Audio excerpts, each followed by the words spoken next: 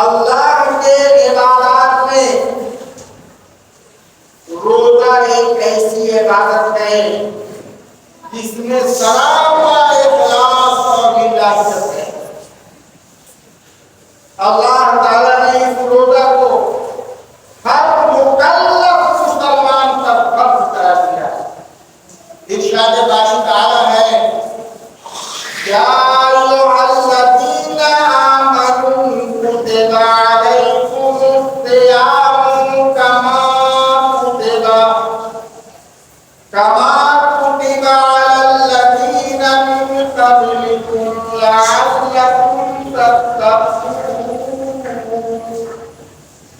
اے ایمان والو، رمضان کے روزے تمہارے اوپر فرض کیے گئے، اور یہ روزے صرف تمہارے اوپر ہی نہیں فرض کیے گئے بلکہ تم سے پہلے اس عالم آخر زمانے میں جتنی بھی امتیں آئی، جتنے بھی انبیاء